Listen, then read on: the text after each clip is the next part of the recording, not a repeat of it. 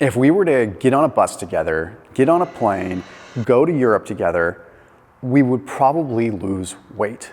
We would probably feel better. Our body composition would look better. I literally surveyed thousands of people on Instagram when I put up a post talking about people traveling to Europe and just feeling better and losing weight when they go there. I was blown away by the literal thousands of comments of people saying, when I go to Europe, I lose weight and nothing really changes. I'm still eating.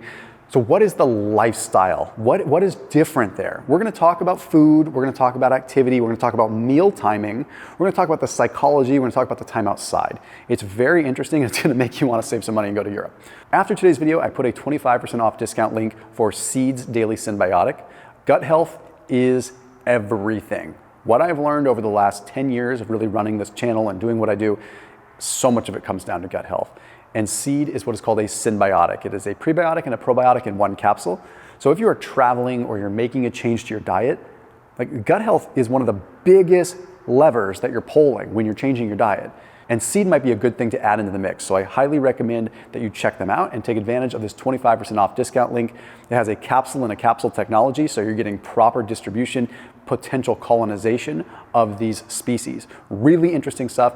Plus, they put their money where their mouth is and they actually publish their own research, which I respect the heck out of. So that link, top line in the description underneath this video.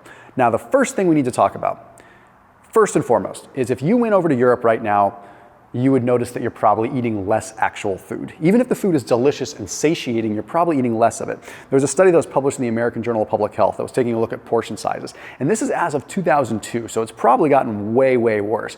Basically, what they found is that there was a direct correlation, like almost exact, in the proportion of our overall portion sizes to our BMI and our instances of being overweight. It was like lock, stock, just boom, just the more that we are eating, the more portion size, the bigger our portion sizes, the more weight we are gaining. But what this was really, really looking at, what we have to investigate, is that if you look at a serving of fast food in Europe, even French fries, even whatever you're getting, it is significantly smaller. Sometimes it can be a few hundred calories less in Europe getting the same thing as it would be in the United States. And for example, a beverage, an extra large supersized beverage is the same as a large size here.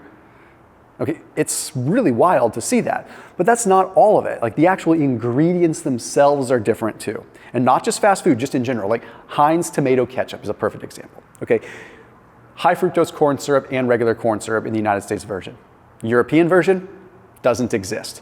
The American Journal of Clinical Nutrition had published a paper, large bodies of research. High consumption of high fructose corn syrup is associated with high levels of visceral fat, that's the bad metabolically active fat, and lower levels of insulin sensitivity. Because of the high concentrated fructose, it is potentially metabolically damaging. I say potentially to be scientifically accurate, but the literature is just stacked against high fructose corn syrup, especially in large amounts. Then, I've talked about this in another video, but French fries, okay, if you look at the United States, there's all kinds of additives, okay? There's sodium acid polyphosphate, there's natural beef, or I don't even think it's natural, it's just beef flavoring, there's anti-foaming agents, all kinds of stuff added to the literal French fries at McDonald's, whereas in Europe, you're talking 4 ingredients. You're talking potatoes, you're talking salt, you're talking dextrose, you're talking oil, and the oil they're using isn't hydrogenated. Point is, the food is different, but probably even more importantly is you're eating less of it. But then we have to also be real. When you go on vacation and you go to Europe, your culture and your attitude towards food changes. What's interesting is we think that when we're home and everything's stable, that we eat better. A lot of times when we're home and when we're stable is when we get into unhealthy patterns. So when you break those patterns and you travel to Europe or you do something like that, all of a sudden you're wanting to spend extra money on local cuisine. You're wanting to eat different foods. You're spending the extra cash there to focus on the right foods. And it's funny because in another video that I put out, I talked about how like the relationship between food is so different. In the US, 60% of people are focusing on the value of food, whereas this particular study was looking at Spain. In Spain, 60% of the people were looking at nourishment and nutrient quality over value. It's just a difference in perspective. So you go there and it's like all of a sudden you're like, you know what? I want to eat this good food. I want to eat wholesome food. So almost unconsciously, you're eating better. This is probably the most important part, in my opinion. Well, maybe for long term, maybe not just traveling there. The most important part is you're eating less and you're probably moving more. But meal timing is wildly, wildly different. There was a study that was published in Public Health Nutrition, looked at 10 different countries, 23,000 women, 13,000 men. Okay, here's what they found.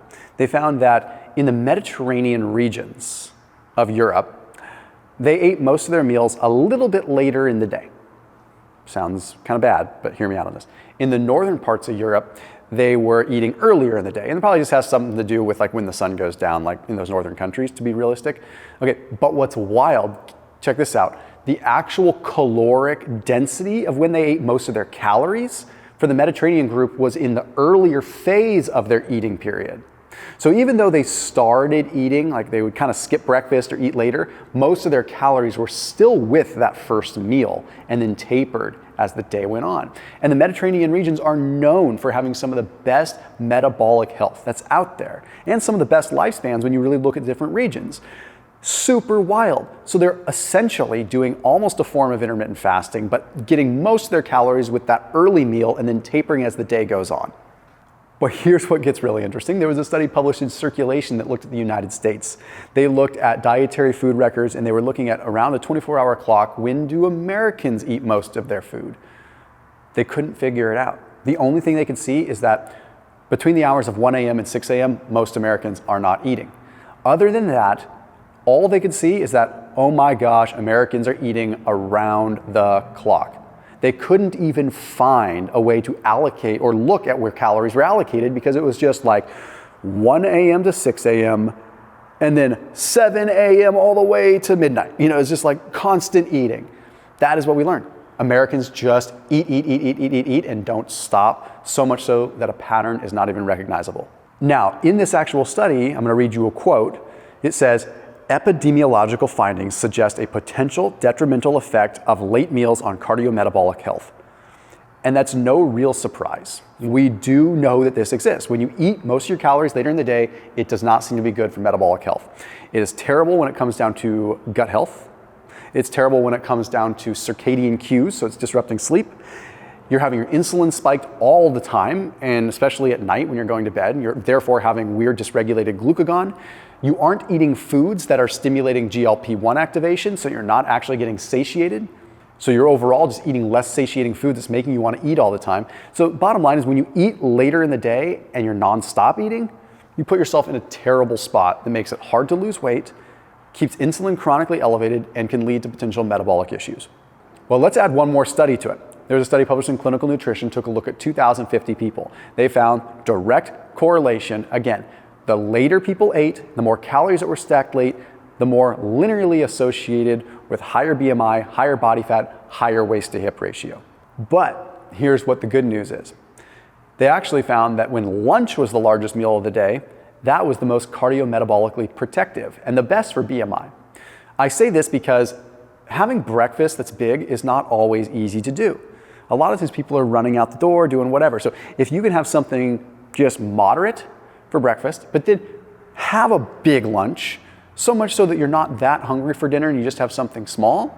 And a lot of times that's how my day ends up anyway on a busy day. It's like I'll be busy in the morning, I might eat something little, but then I'll eat something big for lunch, and then I'm not that hungry for dinner, so I just have something light.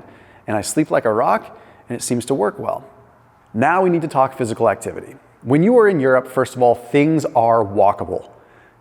Lots of people in that Instagram post that I put out talked about how much they were walking. They were clocking 15,000, 20,000, 30,000 steps.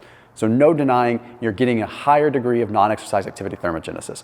No doubt about it. But it's also just part of the culture. It's different there. There's a study that was published in the International Journal of Pediatrics. It looked at 5-year-olds. And the reason that I mention this is because when you look at pediatrics, you see true lifestyle, like what the life is like. What they found is that compared to the United States, European children were significantly more active, physically active, not just in sports, but just in general. And they were significantly less sedentary than the United States kids. So we know just from the top down or from the bottom up, European standards are just a little bit better for kids. Now here's what else is interesting. This isn't just with kids, this is everyone. 35% less time on screens, which seem to equate to more time outside, up to an hour more per day outside versus being on a screen. And then if you look at a study published in BMC Public Health, this is what's interesting because this applies here too, and hopefully people can take this to the bank. Kids who spent 1 hour per day on each weekday outside ended up having an 81% less likelihood to become obese. Okay, and 2 times less likely to have a high waist to hip ratio, abdominal fat. All right, so 1 hour, that's all it takes, is just getting active. Is it calories? Yes, but it's also framing the mind properly. And when you have that culture and you're immersed in that actual, and I'm gonna use the words environment, even when you travel there, it just shows you how powerful the environment is. A more active lifestyle, being outside, does amazing things, not just psychologically, but from the top down. Now, let's talk psychologically for a second. There's a study published in Biological Psychiatry that took a look at stress. When you are traveling, you are generally less stressed. And what this study looked at is that when they added stressors to people's lives, those that had 1 or more large stressors ended up burning 104 on average less calories with their resting energy expenditure. The more stress they had the day before, the less their energy expenditure was, the less they were burning calories. So when you are feeling good, there's strong evidence to suggest that you might just be burning more calories, directly and maybe indirectly. It could have to do with cortisol, it could have to do with your attitude and wanting to move. So when you add all this stuff up together, not to mention less preservatives, not to mention better ingredients, not to mention not depleted soil, and all the other things that come with food, not to mention less gliadin in the gluten, all these things that do add up with food, you also have a lifestyle that is making you lose weight when you're traveling to Europe. Overall, the environment is what does it. As always, keep it locked here on my channel. See you tomorrow.